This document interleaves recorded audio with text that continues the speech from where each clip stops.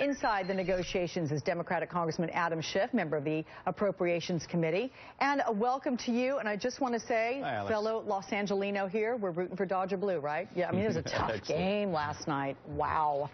Anyway, let's talk about other tough things, which is the deal. How close are we to one right now?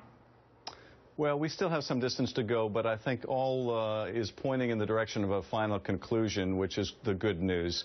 A lot of moving pieces. House Democrats this morning are rolling out a discharge petition. If we get enough signatures, then the government reopens. Senate Democrats, for their part, are going to bring forward a clean debt ceiling bill. And House and Senate Republicans are floating different proposals to the president.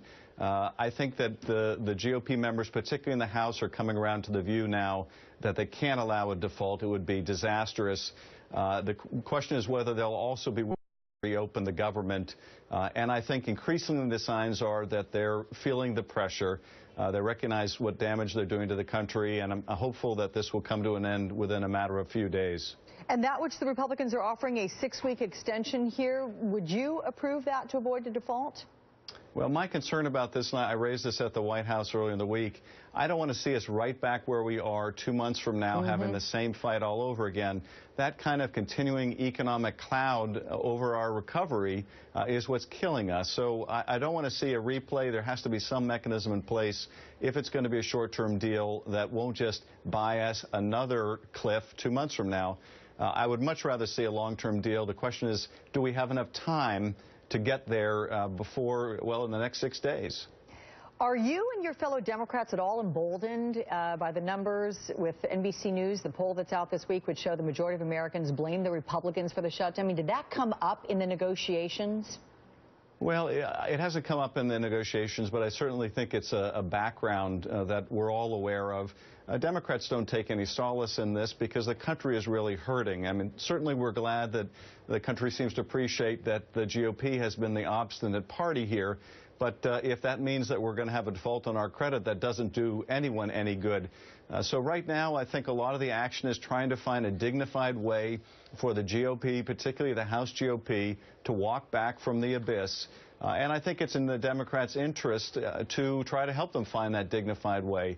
As long as it is not going to be something that encourages this kind of destructive brinksmanship, again, a couple months now or a couple years from now, this has really got to come to an end.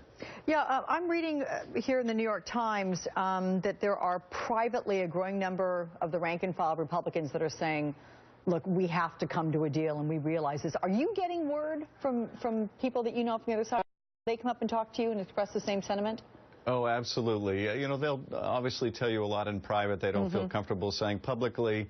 But most of the mainstream GOP members in the House have recognized from the beginning that there was no end game, that the Tea Party members that were forcing this on them really hadn't thought it through, didn't know where this was going to lead, were asking for things like the repeal of Obamacare they were never going to get. And now they feel vindicated, but nonetheless they feel burned because they see what this whole exercise has done to their brand and to the country. But increasingly, I think the mainstream members of the GOP have said, or are about to say, enough is enough. This is why, you know, we hope that if the leadership doesn't get that message, that we'll get enough of those moderate GOP members to sign the discharge petition so we can reopen the government. How about from the White House, Representative Schiff? Any guidance in what Democrats in Congress should accept with negotiating tactics, what you should be willing to accept ultimately overall? Well, you know, I think the president is trying to keep an open mind and wants us to keep an open mind to find a way out of this. In these kind of showdowns, neither side gets completely what they want. But here we have, you know, something that's at stake not only for this president, but for the next president. We can't establish a precedent where you can hold the debt ceiling like a gun to the head of the economy. So the president is very firm on that, and we have a united Democratic Party behind the idea that structurally we just can't allow this kind of brinksmanship to go on. But the president does want to reserve some moving room so that we can get to yes, so that we can find that dignified way for the Republicans to step back from the cliff.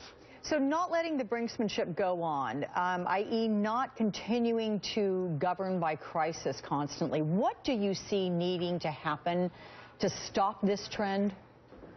Well, ultimately, you know, I think folks are going to continue it because it plays well to their base.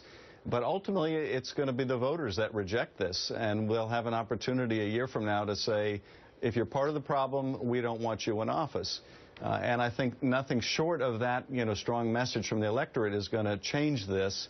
But I do think that it will be a long time before, I hope, we go through another shutdown exercise like this. It took about 20 years for some members of Congress to forget how painful that was from the last shutdown, and hopefully it'll be at least another couple decades before anyone gets the thought that this is somehow a good idea.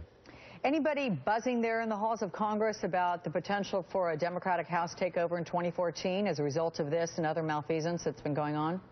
Well, I think this is part of the background of this entire debate. The Republicans see their numbers going into the basement, and they realize that it puts their majority in the House in jeopardy and any hope they have in the Senate in jeopardy.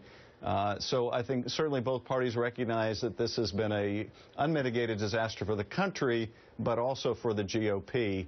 But, again, none of us feel good about what it's taken to get here. Democrats would much rather win back the House by virtue of the positive things we're doing rather than the destructive things the Republicans are doing. But certainly members are aware of what the polling is saying. Okay. Representative Adam Schiff, as always, a pleasure. We'll see you again soon. Thanks. Thank you.